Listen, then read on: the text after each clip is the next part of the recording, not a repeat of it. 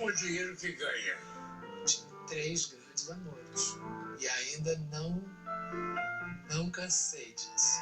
Pobres, ricos, famosos ou não, todos envelhecemos. E a série traz entrevistas profundas, cheias de vivências. Eu fiquei surpreso de ter me escolhido, mas foi um prazer enorme participar. Principalmente falando de idoso, porque a gente é idoso. E o idoso aqui é um pouco negligenciado. Acho que pode interessar, porque não é uma coisa que é a velhice, que é isso. Não, é pequenos toques, pequenas sabedorias. Do que se trata esse programa é basicamente a vida, porque envelhecer é o quê? É continuar vivendo. Não perca Outros Tempos Velhos, série exclusiva no Max.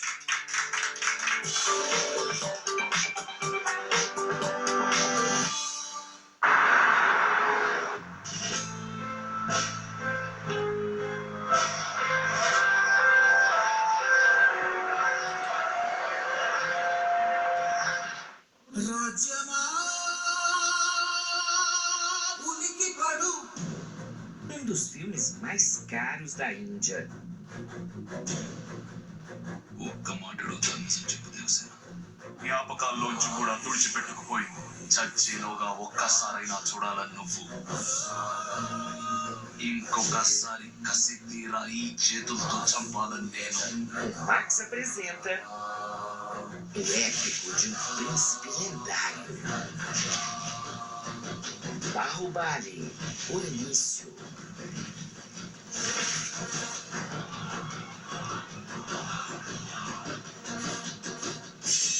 Próximo domingo, 9h, no Max.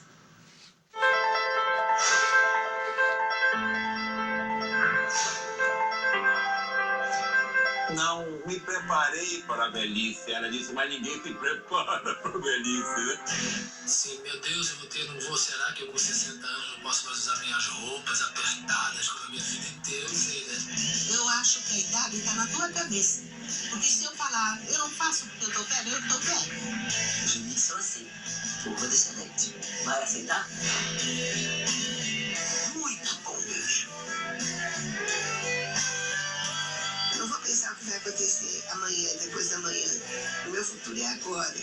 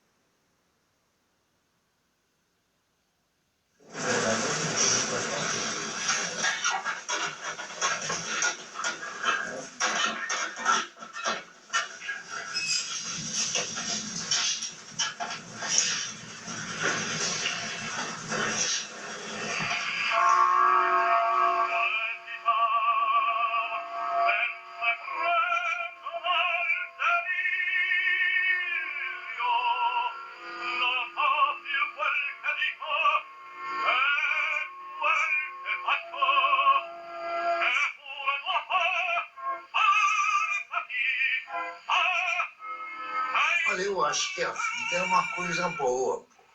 Eu gosto da vida. Queria viver 200 anos e mais uns poucos. Pô, pra fazer o que eu tô fazendo. Se é que eu vou ter saúde pra isso, né?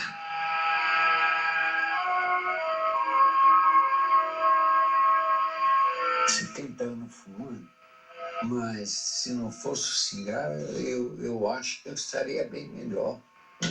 Bem melhor.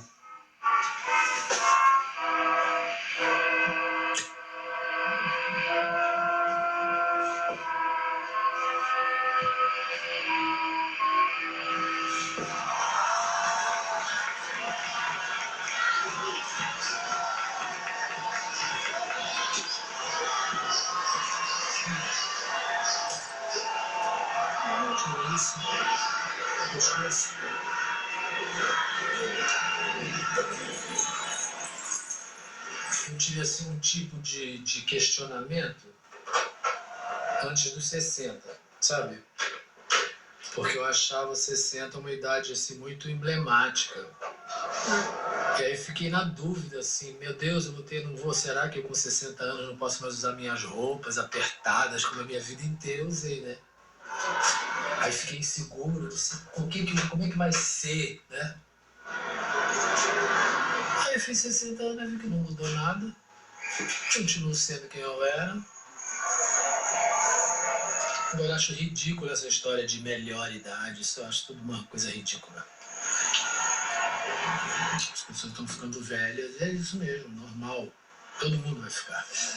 Tá?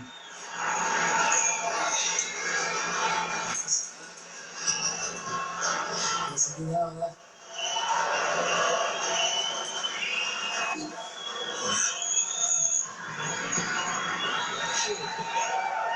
As pessoas acham que uma pessoa da minha idade não poderia mais estar fazendo isso. Mas eu tô. E aí? Como é que vamos resolver essa questão? Né?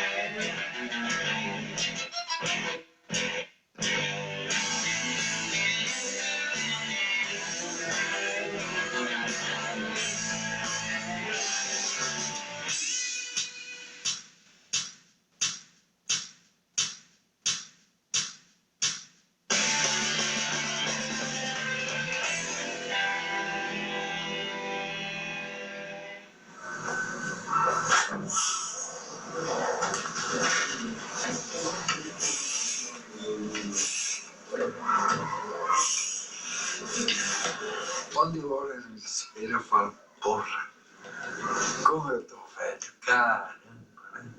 E como passou depressa. Parece que foi a semana passada, que eu tinha 20 anos. Passa muito depressa, entendeu? Você fica meio, porra, eu podia voltar 50 anos atrás, né? Puta, era bom, né? Infelizmente, não dá, né? Hoje não tem mais disposição que tinha, né? Tá, né? Que nem eu era um cara que levantava cedo, trabalhava até a noite, né? Hoje não. Vou bem devagar, tá louco? Não tenho condições para trabalhar. Fico muito cansado, pô, tá louco? A minha cabeça é boa, pô. Só que às vezes, fala o nome do cliente, eu fico matando, sabe? Não é que nem antes, não. Tem uma cabeça boa. Nem a minha mulher, né? Minha mulher tem mal de Alzheimer. Não tem, esquece tudo. Rapaz, eu fico uma... Eu antigamente pensava, o dia que eu me aposentar, eu vou tratar do meu jardim, filho. E hoje não dá para fazer nada disso.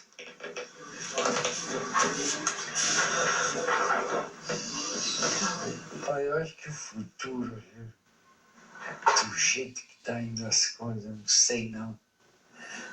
Tá todo mundo maluco, né? Com esse negócio de celular, televisão, isso e aquilo. Como é que se diz? O computador, né?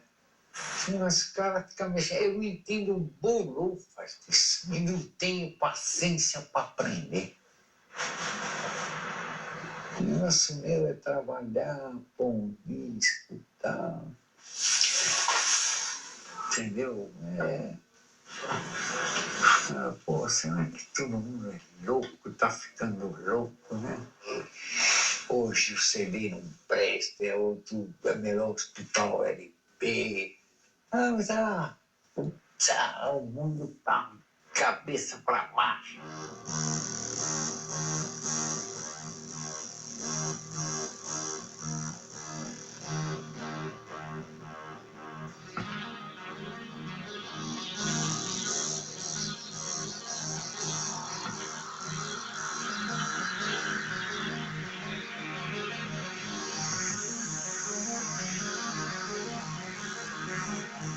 Eu sou muito disciplinado. Eu sou muito disciplinado. Foi uma coisa que meu pai, a força, me enfiou goela abaixo e que hoje em dia eu agradeço. Eu não preciso que ninguém me diga. Sabe? Eu sou disciplinado. Ah, enlouqueci muito. Mas sempre tinha um limite, sabe? Tomei droga? Tomei. Porque, na verdade, droga pra mim nunca foi pra eu enlouquecer. Não, droga pra mim sempre foi experiência comigo mesmo. A primeira vez que eu tomei um ácido na vida, nos anos 70, eu entendi o que era ser humano nesse planeta. Eu tive uma coisa assim, chorei de emoção quando eu entendi tudo. E entendi também que eu não valia mais do que uma pedra ali naquela praia, do que aquelas areias daquela praia, que tudo tinha valor, sabe? Isso. Eu fumava, na hora que eu tragava, meu ser se revoltava por aquilo, sabe? Era essa coisa que... E aí eu saquei que era vício mesmo. Aí eu fiz um exame, o resultado foi o seguinte: você não tem um enfisema, está começando a se conformar um enfisema. Se você parar de fumar, você não terá. Se você continuar fumando, você terá. Então eu não quero ter, não. Eu parei. Solta o ar subindo o abdômen. Aí eu comecei a fazer ginástica, porque aí engordei. Isso. Aí eu comecei a fazer hidroginástica e depois eu passei para cá. Comprei esses equipamentos. Agora é muito estranha a sensação de estar envelhecendo. Você vai ouvir isso talvez muitas vezes. Porque você envelhece pelo lado de fora, por dentro parece que está tudo intocado.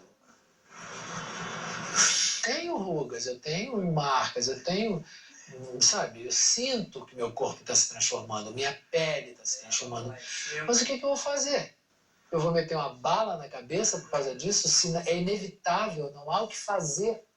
Eu aceito com a maior tranquilidade, aceito com naturalidade. Isso, essas coisas, aceito tudo. Agora, acho que estou no lucro. Eu tenho 74 anos fazendo o que eu faço, que não é mole, que exige de mim fisicamente muito, e faço feliz, sem nenhum transtorno, não tenho dores pelo corpo, não tenho nada, tenho uma saúde boa. Ah, não tenho mais cabelo? Pô, deixa de ser imbecil, né? Você tem tantas outras coisas, só porque não tem o cabelo você vai reclamar, né? Sei também que é muito diferente do que era antigamente. Hoje em dia, eu não tenho... Porque eu era escravo do sexo, né? Eu não dormia. Eu tinha que ter relação sexual diariamente e também não importava com quem fosse. Eu precisava do sexo. Hoje em dia não é mais assim. Eu gosto muito de sexo ainda, mas eu preciso muito mais do carinho que vem junto com o sexo. Antigamente o carinho eu dispensava. Então alguma coisa está mudando. A primeira alfaiataria que meu tio teve em 1935. Eu só tinha 2 anos.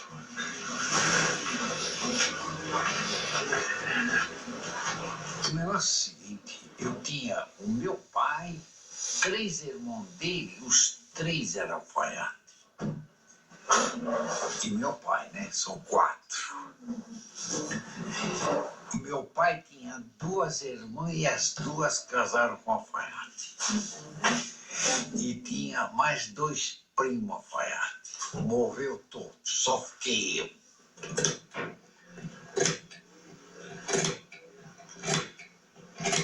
Eu vi o meu pai trabalhar, sabe, na sala da minha casa.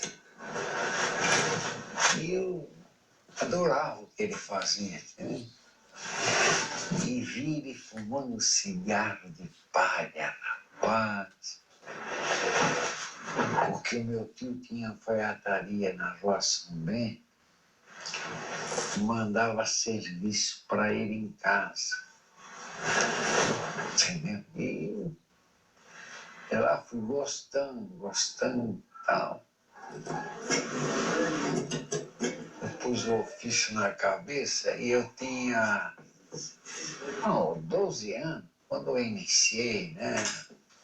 Aí eu fui trabalhar lá na Rua São Bento. Eu era um garotinho e tal. Nós aprendemos tudo, como é que se diz, artesanal, né? Tudo à mão, tudo. Quantos caras vêm aí, me telefonam, aí eu, senhor alfaiate e tal, faz isto, faz aquilo. E aí a primeira coisa que eu pergunto, você mora aqui perto, tá? Que ela fala, eu moro em Tatuapé, eu moro na Moca. Aí eu falo, eu trabalho com artigo importado, né? O cara não tem condição de pagar, né? O que eu faço. E nem fazer roupa importada, né? E nem eu tenho forro importado, intertério importada, tecido importado, né? Eu me mantenho nisso, né? Não tem outro jeito que eu vou fazer. O Casimiro Nacional não tem jeito. Que são os figurinos, eu escolho, não é todo dia o mesmo. Aí eu vou escolhendo o que eu quero. Isso aqui é pro inverno, então não dá para usar, senão eu morro de calor. Porque tem que pensar em roupa pro inverno também, né? E tem esse aqui que é o que eu tenho usado, que é o mais levinho, assim. Isso é para abertura do show, né? A arte era a única coisa que me interessou sempre, né? Por uma contingência da vida, eu fui parar em Brasília, trabalhando, ganhando meu dinheiro, e numa cidade que não tinha o que fazer. Não tinha cinema, não tinha teatro, não tinha nada. A primeira coisa que eu fiz, eu cantei num coral do Elefante Branco, que era um ensino secundário que tinha lá, que tinha um coral maravilhoso, e todas as pessoas que eu conhecia, que eu achava interessante, estavam cantando nesse coral. Então eu fui para lá. Eu já sabia que eu tinha uma voz esquisita, mas eu achava que cantando com 60 pessoas ela passaria despercebida. Não passou. Aí eu vi que aquilo que eu achava que era um defeito não era uma qualidade. E aí comecei a me aproximar de teatro, dos cursos de teatro, cantei no Madrigal Renascentista, que eram só homens cantando, quer dizer, não existiam, mulheres não cantavam nessa época. Então eram só homens, e eu fazia a voz, aquela voz que era do contratenor, que era uma coisa que hoje em dia dizem que não existe mais, mas que eu era um contratenor. E aí, quando chegou Secos e Molhados mesmo, eu disse assim, é isso aí. Eu perguntei qual é o que me sobra de espaço aqui na primeira apresentação. Será esse metro quadrado é teu? Eu disse assim, então eu vou fazer aqui o que eu quiser, tá bem? Eles disseram, tá bem, mas nem eu sabia, nem eles. Eu não queria ser Kruner. E aí eu comecei a pegar um monte de tralha, de coisinha, porque todo mundo andava muito fantasiado, muita estrela na roupa, tecidos, e aí eu comecei a montar um personagem que eu não queria que fosse humano. Era uma coisa assim, híbrida.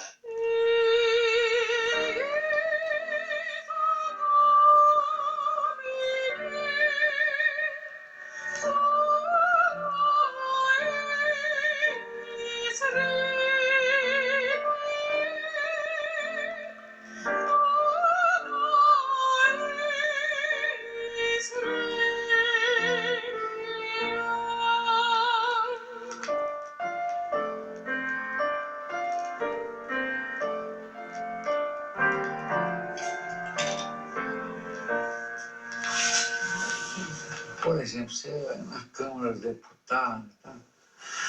Você vê cada cara mal vestido, né? Mas sempre de terno e gravata. Ele pensa que ele tá bonito, mas eu manjo todas essas coisas, né? Que nem eu estava vendo ontem o presidente da França falando, o Barack Obama aí. Pô, eu acho que eles se vestem pra caramba. Eu olho sempre a gola, pela manga, né? Se tá bem colocado. Pô, esses caras são bons nisso, rapaz. Se vestem muito bem. E não só ele, como o europeu se veste 10 vezes melhor que nós. Mas muito mais. Essas coisas eu reparo, sabe? Por exemplo, às vezes em quando, eu saio com meu filho, vou atender um cliente. Eu não vou sem paletó e gravata. Eu gosto de... Eu acho que você indo assim, você se impõe com o cliente, você entendeu? O cliente fica com aquele receoso de falar qualquer coisa, né? O respeito que o cara te dá, entendeu? Eu, uma ocasião, estava discutindo com uma pessoa, né? Como eu sempre andava, na época eu andava de paletó e gravata. Hoje em dia ninguém mais usa gravata, ninguém não sei o quê, mas tinha muita gente de gravata. Falei para ele, ó, eu vou entrar na tua loja. Eu, de terno e gravata, e vim um cara mais ou menos, né? Camisa assim, bem esportiva. Né? Eu falei para ele, entrou eu e esse cara junto, quem é que se atende primeiro? Fala aí pra mim, quem é que o cara vai atender primeiro? Jurei mentira e sigo sozinho. Assumo os pecados.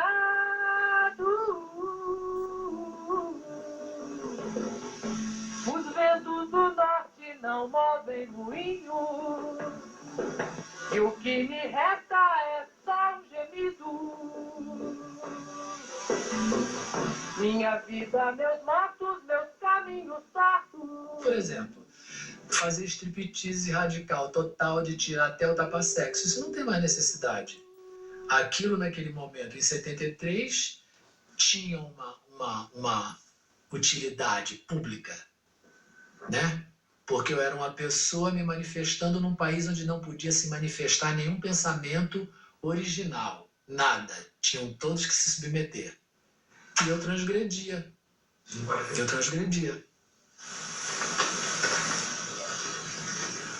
Eu no começo ainda usava umas calças, mas que eu sentia tanto calor que eu disse, não, eu preciso inventar uma roupa que eu não esteja vestido, mas que eu não esteja nu. Então eu me vestia com um tapa-sexo. Em cima desse tapa-sexo eu prendia uma coisa na minha cintura e começava a pendurar coisas. Aí acabou naquela roupa de franja, acabou numa roupa que era toda de tira de couro, e foram esses figurinos, porque aí eu tinha liberdade e eu percebia que essa coisa solta ampliava meu movimento. Se eu dançava, aquilo ampliava tudo, né? E aí eu comecei a fazer isso, e aí eles... Uma vez me chamaram todos, os participantes da banda e o empresário, para um jantar. E eu cheguei lá, eles me disseram assim, olha, estão dizendo que nós somos uma banda de homossexuais. Eu disse, vocês digam que vocês não são. Não é simples? Vocês digam que vocês não são. E eu vou entender com quem vier falar comigo. A imagem já estava posta, a banda já era muito conhecida em São Paulo, não tinha ainda vindo para o Rio de Janeiro, e era tarde, não tinha para quem pôr no meu lugar, fazendo aquilo que eu fazia. E com a minha voz, porque eu fui lá por causa da minha voz, porque eles queriam um homem com a voz aguda para cantar com 3 homens Um com a voz média, um com a voz grave e um com a voz aguda, mas eles não queriam botar uma mulher. E o que me importa é não estar vencido. Minha vida, meus mortos, meus caminhos tortos. Meu sangue latino.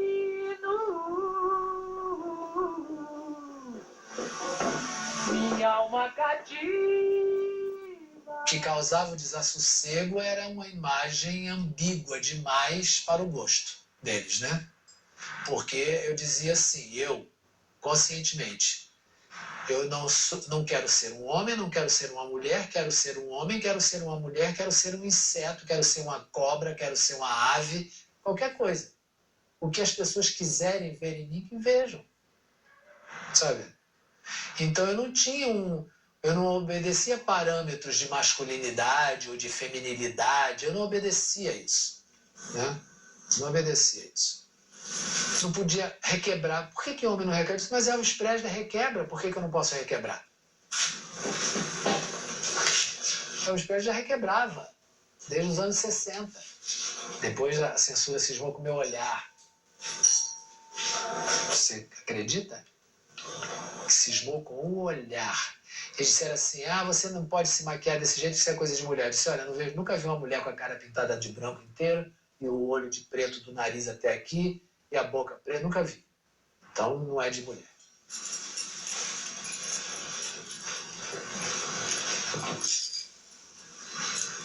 E aí virei um artista que faz só o que quer, que não se submete a nada, a gosto de ninguém, a gosto de nada, não é submetido ao sistema, não é submetido a governo, não é submetido a nenhuma igreja, não é, sabe, nada, independente, sou um ser humano independente. Independente.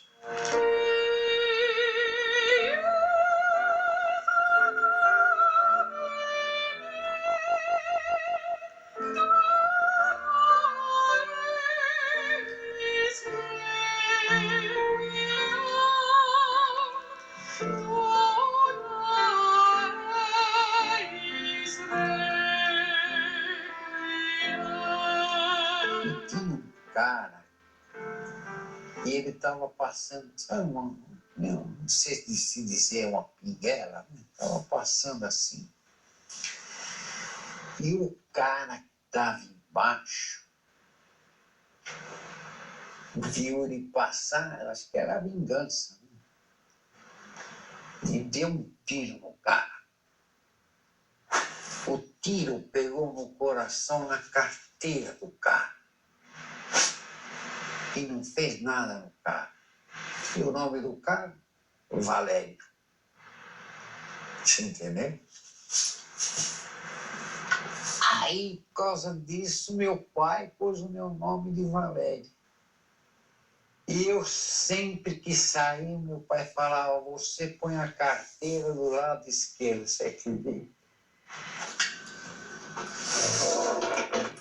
Aí, coloquei no meu filho, apostei com a minha nora que ia ser o homem, ela falava mulher, então ela falou, se você ganhar a aposta, você põe o nome que você quiser. E aí nasceu menino, eu, Valério também, neto. Que lembra disso?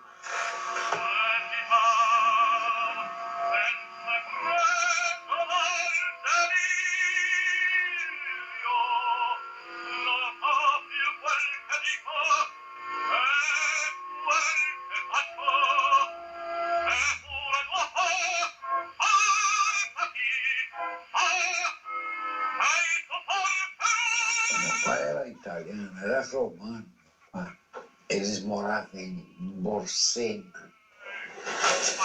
Seria 70 quilômetros de Roma, né? Eles tinham um negócio, adega de vinho, né? Mas a situação estava... Aí meu avô falou, vamos para a América. Quer dizer, a América seria os Estados Unidos. Em vez eles vieram para o Brasil. E quando eles chegaram, né, foi uma maior confusão com o negócio de nome, sabe? O meu pai era Regueto, o nome dele. Só que eles não conseguiam escrever esse nome direito. Eles vieram para a América, né? Que era o Brasil. Colocou Américo nele. E ficou Américo registrado, tudo.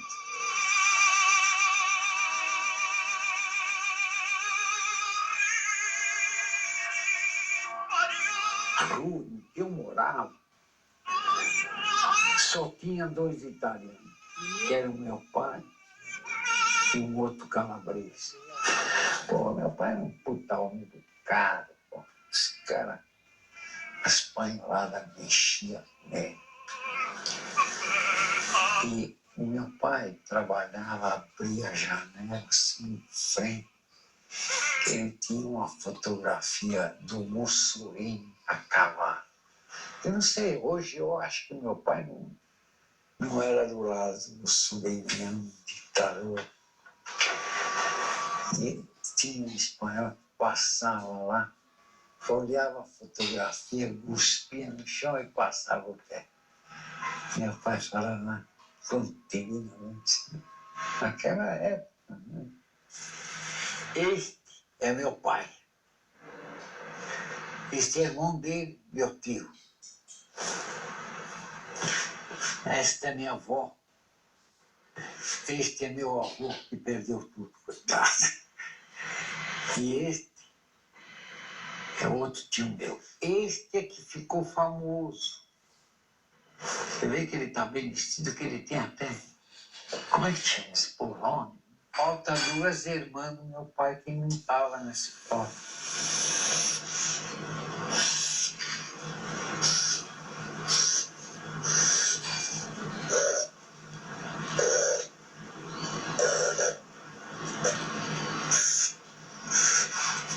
Eu achava que eu poderia ser um pintor, mas não, meu pai era contra tudo que fosse de arte, né?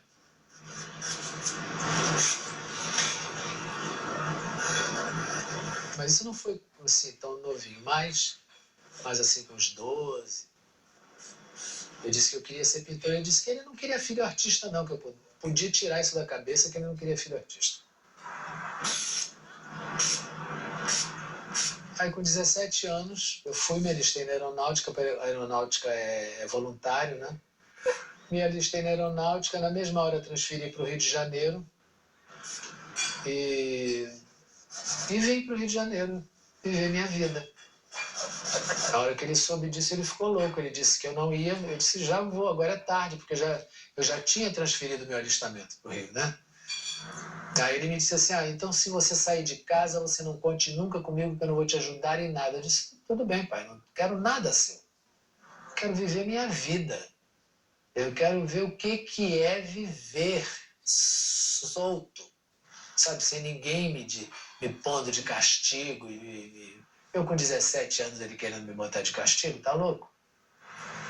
Claro que eu não respeitava ele. Eu tinha medo dele. Eu falei isso pra ele, você não te respeita, eu tenho medo de você. Porque ele era louco. Uma vez ele puxou um revólver pra mim. Então, eu tinha medo, né? Que eu também não era tão valente assim a ponto de encarar um pai enlouquecido com uma arma na mão, né? Isso aqui eu fiz também. Eu não queria mais, ele me acordava assim, sabe como ele me acordava? No inverno, arrancava a coberta de cima de mim, eu tinha ódio, eu tinha vontade de matar aquele homem quando ele fazia isso comigo. No inverno, me tirar as cobertas assim, para ir pro colégio. Soldado. Ele me tratava como se eu fosse um soldadinho.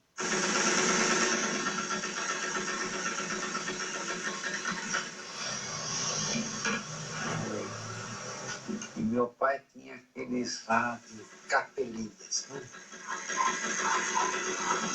Esse rádio, ele só usava a Rádio Gazeta, porque cantava, eles colocavam só disco italiano, ópera, essas coisas. E ele adorava essas coisas, né? Era que nem eu ficava.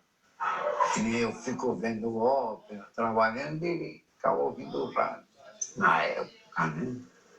Os meus tios, primos, tudo, era tudo louco com esse negócio de ópera, discutindo, falava de um cantor, de outro, né?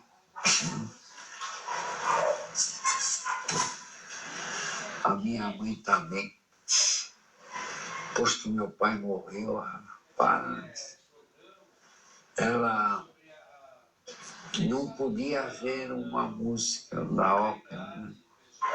Que é a ópera Lucia dela mesma, que canta Uma Furtiva Lágrima. Né?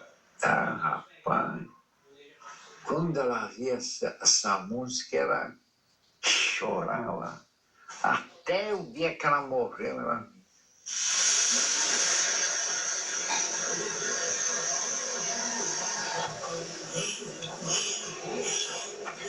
Eu, às vezes, fico vendo um DVD, um CD de ópera. Imagine se meu pai chegou a ver isso, né? Não, mas nem pensar, nem pai, nem tio não chegaram nessa época, né? E às vezes eu estou pensando, nossa, se meu pai chegasse a esse ponto, né? Minha mãe, de eu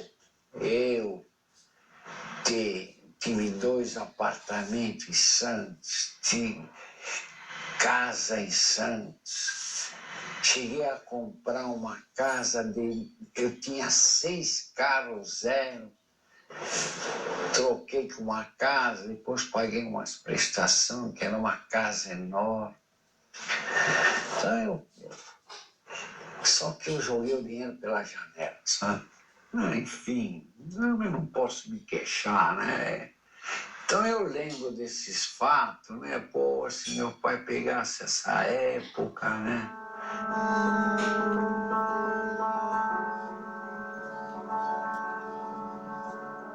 Eu vivia com a minha família, meus irmãos, minha mãe. Ela percebia que entre eu e meu pai havia um estremecimento enorme, então ela ficava tentando colocar panos quentes, né? Mas, muitos anos depois, quando eu fiz a terapia do Fischer-Hoffmann, eu entendi que ela fazia apenas aquilo para me proteger dele, porque ele era muito violento. Ele era um homem que tinha ido para a guerra. Ninguém volta da guerra normal, né? E ele era muito violento comigo, especialmente. Eu fui o único que reagiu a ele. Fui o único que reagiu a ele.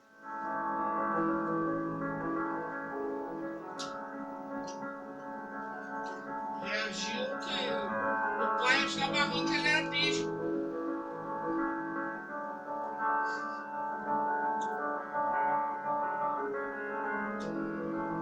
E eu não estava afim de ficar exposto àquilo, nem ficar exposto àquela vida, aquela coisa. Ele me tratava como... Não estou falando isso, não estou falando mal dele, estou falando de um aspecto dele, porque nós ficamos amigos, tivemos tempo de nos reencontrar e colocar tudo em ordem, sabe? No final da vida, eu era o filho que ele chamava para ficar com ele, que ele confiava, que levava ele no médico, que fazia as coisas com ele, mas antes a gente já tinha ficado amigo, muitos anos antes, quando eu ainda era hippie que morava em São Paulo.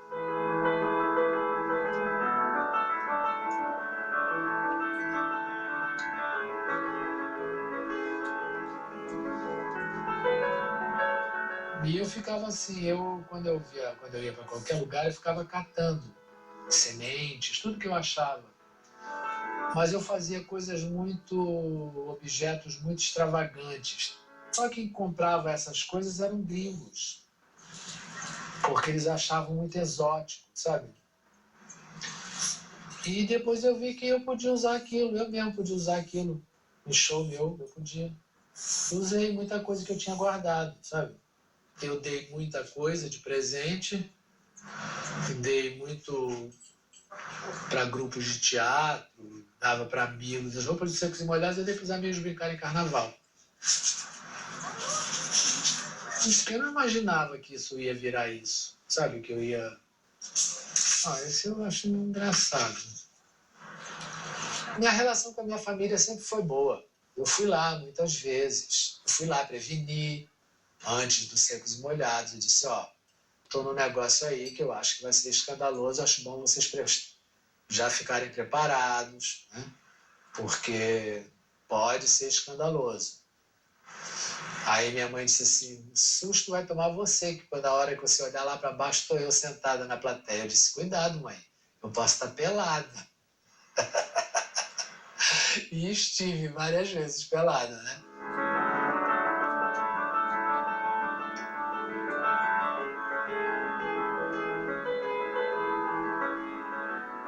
Mas a relação com eles já era boa. Com meu pai, é que essa fase ele se afastou, ele não queria nem ver, né?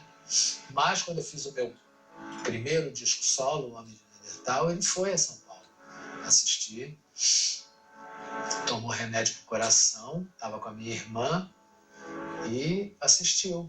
E aí fez um comentário com ela que ele nunca fez para mim, mas ela me contou e para mim estou satisfeito. Ele disse que ele tinha se enganado a meu respeito, que eu era um grande artista. Ele não imaginava que eu fosse um grande artista. Então, pronto, para mim estou resolvido com meu pai, né?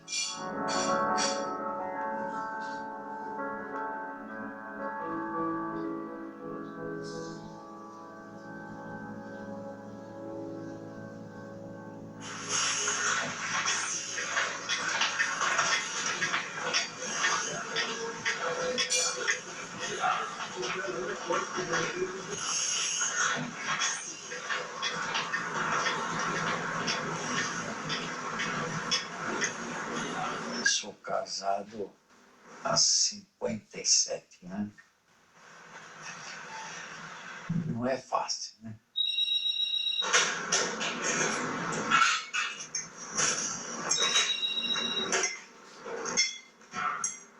Uma coisa que eu gosto, eu não sei se é criação, né? Meus filhos, graças a Deus, não tem isso. A galera já tem neto. O outro está se preparando logo caso filho. E não tem negócio de separação, né?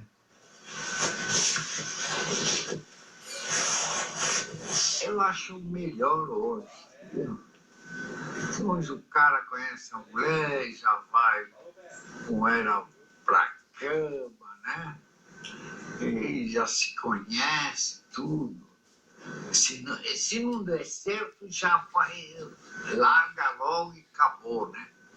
Antigamente, nossa senhora, o cara namorava, uma poltrona ali, outra ali. Quer firmar viagem? Eu nunca ouvi falar na minha época 2 homens casados, 2 mulheres casadas. Eu acho que não devia nem passar, eu sou contra isso. Tô vendo sim. Tem esse marrom grande, aquele da direita lá atrás é o meu, aquele alto lá. Tá vendo que tem uma janela com 2 cortinas aparecendo, dois blackouts aparecendo? São os meus quartos, o meu quarto e o escritório. Eu, quando morava aqui, a gente subia muito aqui a pé. A gente se embrenhava dentro daquele capinzal.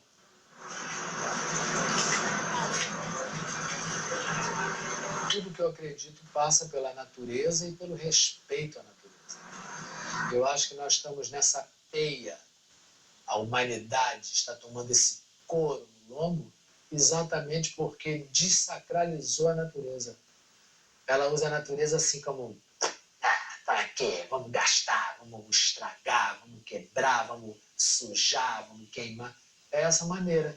Então, ferro na humanidade. Aquilo dali é pau-brasil, ó. A mudinha de pau-brasil. Esse capim aqui que ocupava todo esse morro. Era esse capim que ocupava o morro inteiro. Isso aí é o Brasil. A gente entrava, chegava aqui em cima todo lanhado, todo cortado.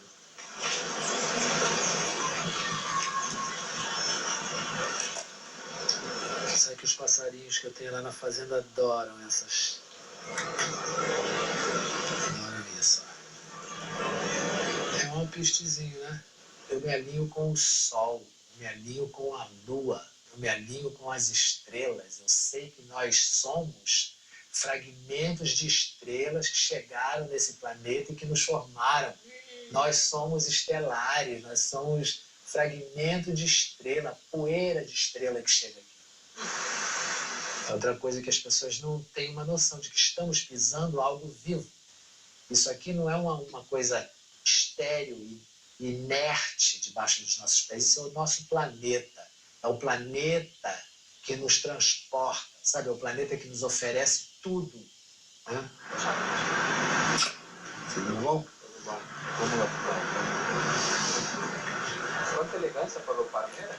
Porra, precisa, porra. O maior time do mundo.